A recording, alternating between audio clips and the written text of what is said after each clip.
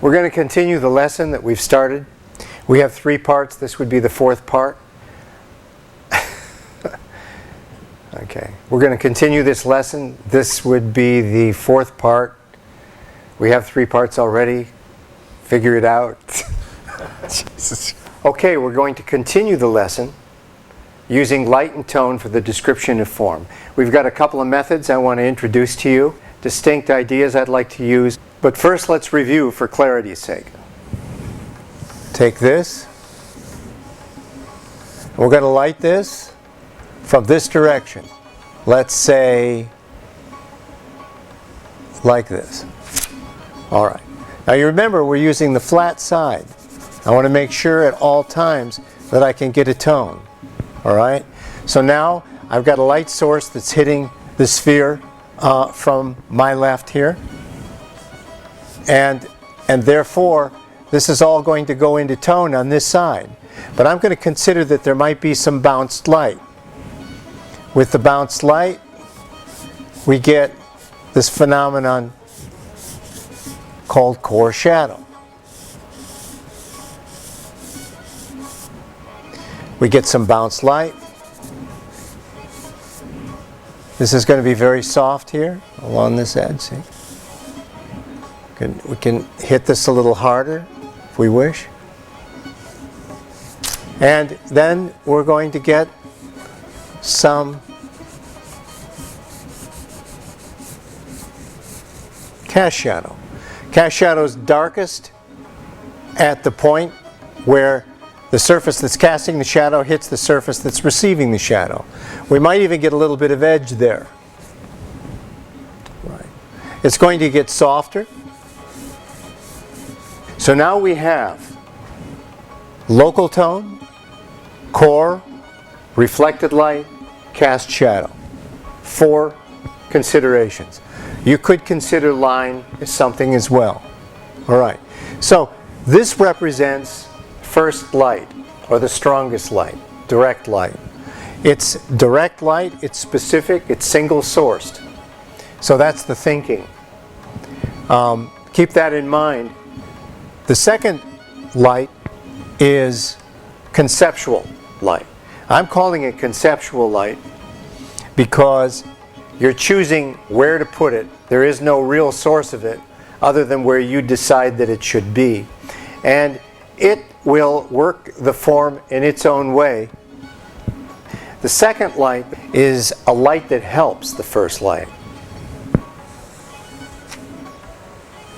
Very simply, I'm thinking center of the form gets the light. If you think center of the form gets the light, then in any condition where you're dealing with a poorly lit subject, you can deconstruct the light, decide what the form is really doing, and create a conceptual light source. Center of the form gets the light. Here's an example. This looks like a disc. We decide that it's a sphere, and we say center of the form gets the light.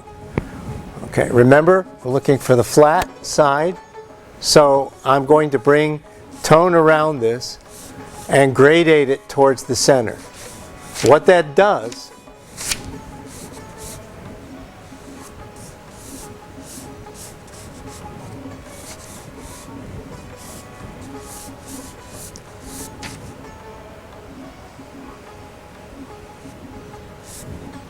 is that it attracts the eye towards the center of the form. We can still, if you wish,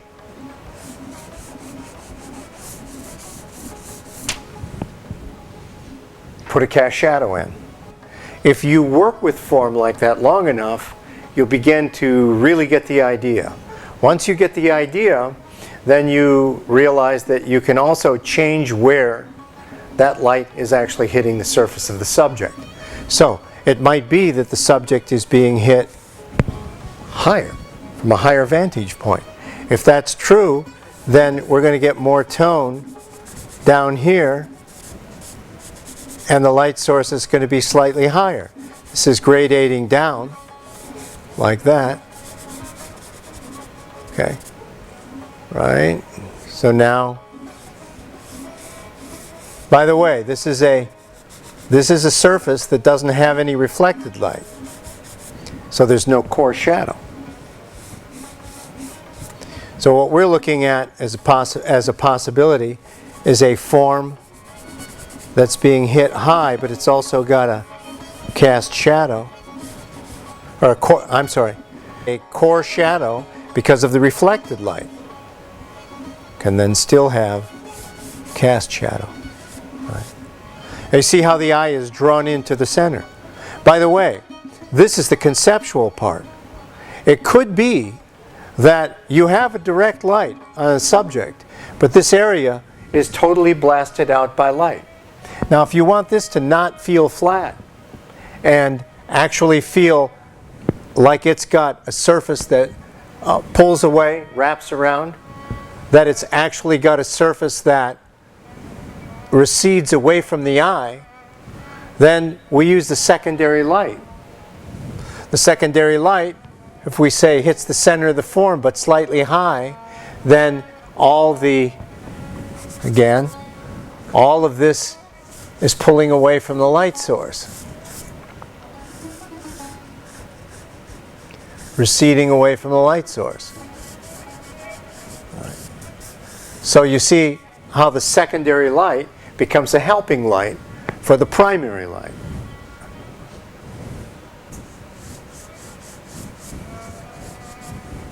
Okay, here we go. I'll start with this idea. We're going to be using this again and again. We have a primary light source coming from here. We're doing this. We've got reflected light. We've got core shadow. That's the primary light taking this. And our secondary light is handling this. So the center of the form gets the light. There we go. Center of the form in here. See? All right. Okay, so we're going to apply these ideas to a master painting by Tiepolo. We're going to just take a portion of that painting, just the arm, and break it down using the concepts and the ideas and the light and the tone and all of the things that we've been discussing so far.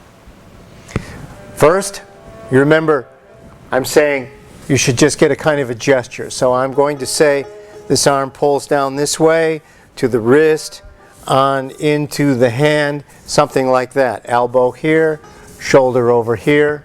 So that's basically the lay of the land. Okay.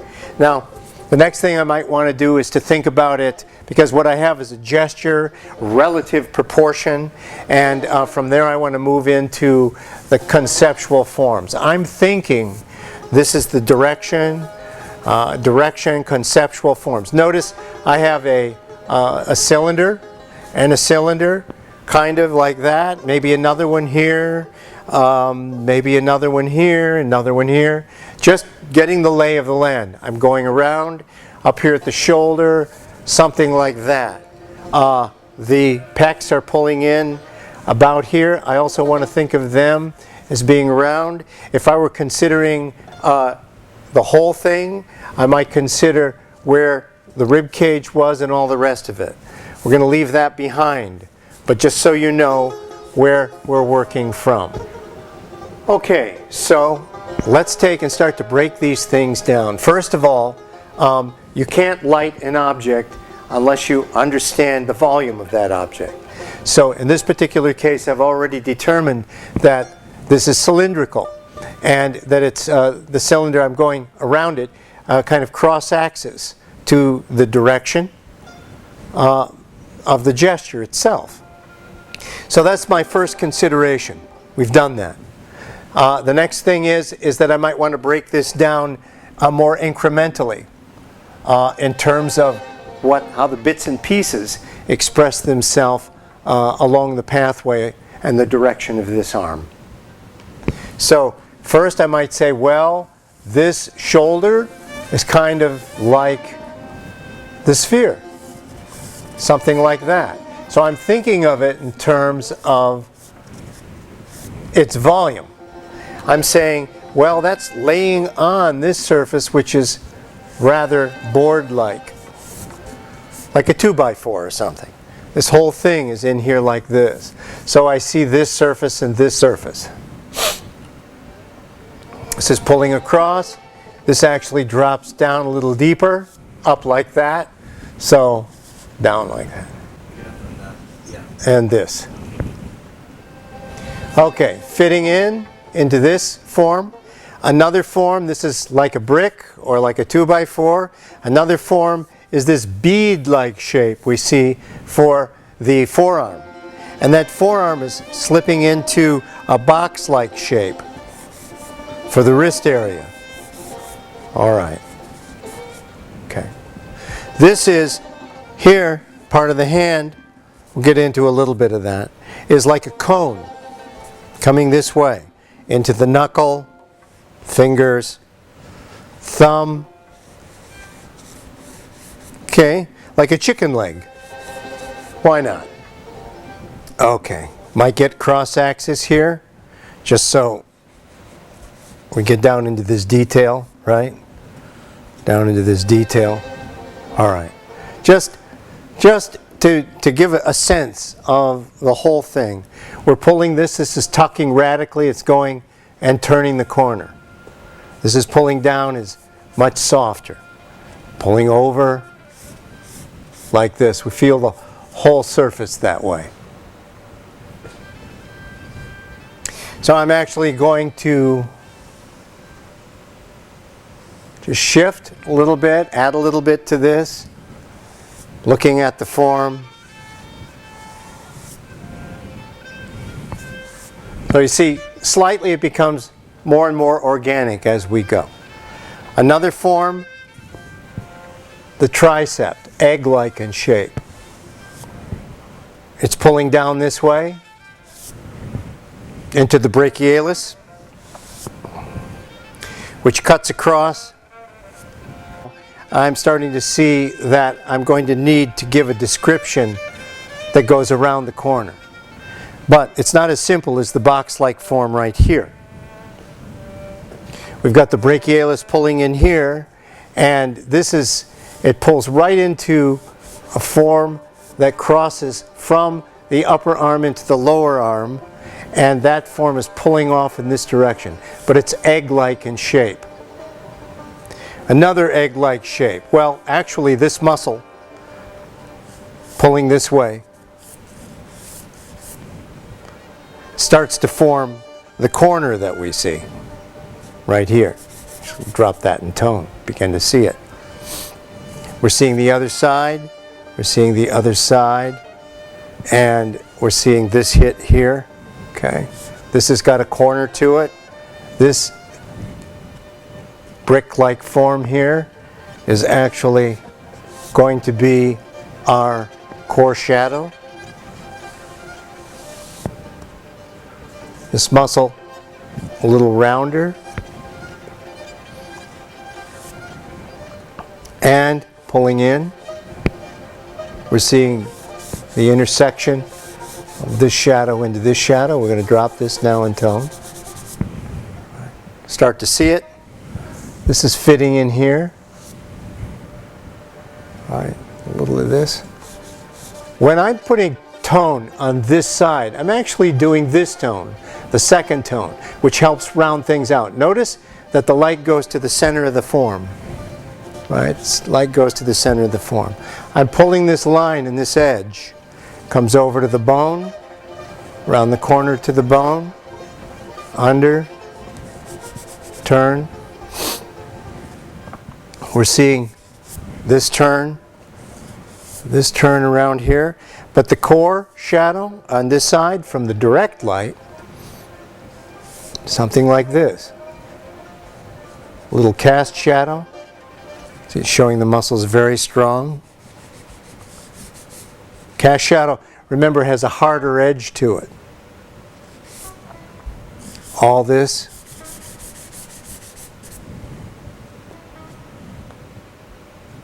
Get a little cast shadow there.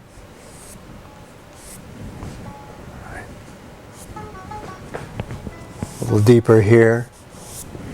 And we come over to this area. Once again, we have direct light hitting the top of the shoulder. So it's hitting here, and as it goes around the corner, it's receiving some bounced light. Bounced light is reflected light. So we're seeing that. But this form has got a few complexes in it. Coming down and softly coming around this way. And at the same time, it drops down into this section here, where right next to the clavicle, you have this indentation. It gets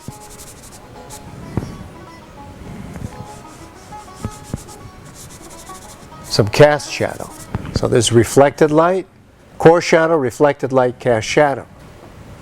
It's coming around, seeing a little tone here. A little tone as this goes under. You might get some cast shadow in this area.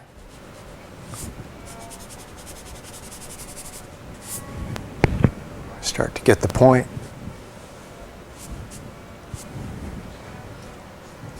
Here. Okay, we'll come around here. Now, these muscles here, the extensors, are pulling in front over to the bone. Pull this. Actually, I'd like to pull that up a little higher. Again, the light's hitting this surface, so we're coming around, even on the thumb.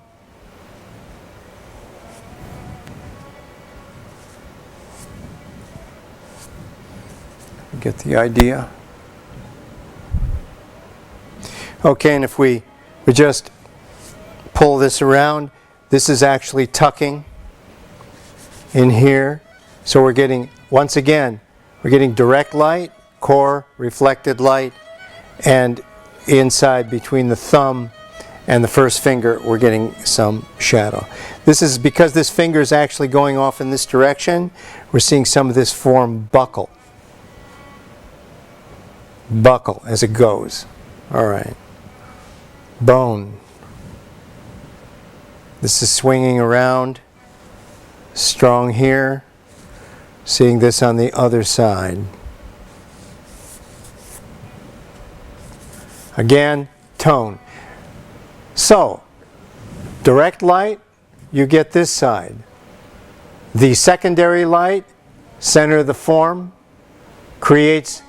allows you to create tone on the far side that is usually lit up by the first light. So it allows you to use conceptual light along with a direct light source. Okay, a quick recap. You can't light forms unless you know what their volumes are. You can see their shapes, but if you don't understand them volumetrically, you cannot conceptually light them. You have to make sure that you turn this into something that's got substance, that's got density, that's like a sphere. So that becomes a sphere. Once it becomes a sphere, we can light it with a direct light source. Once we get that in a very simple way, notice I'm skipping highlight. There's no highlight. So highlight and local tone are one and the same. So local tone, core, reflected light, cast shadow. All right? But that doesn't deal with this section up here. We're dealing with that with the conceptual light, second light. It helps, but it isn't as strong as the first light. This is about 80% luminosity, and this is about 20% luminosity, or maybe lighter, depending on what you need. You have to find the balance for what it is you're looking for. What that does is it pushes the eye in and allows the form to turn away from the viewer's line of sight. This illustrates how Tiepolo thought about handling the light to describe form in this arm. Direct light and conceptual light on this side. You can see it in the broad picture, and you can also see it in the detail. Every small form and how it contributes to the overall direction of the main thrust of the arm.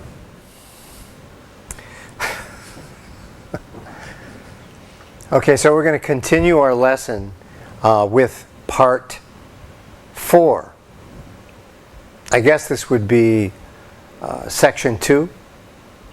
No, section 3. Section 3, part 4. You know what? Forget all that stuff. Go see what the boys in the back row will have and tell them I'm having the same. Go see what the boys in the back row will have and give them the poison they name.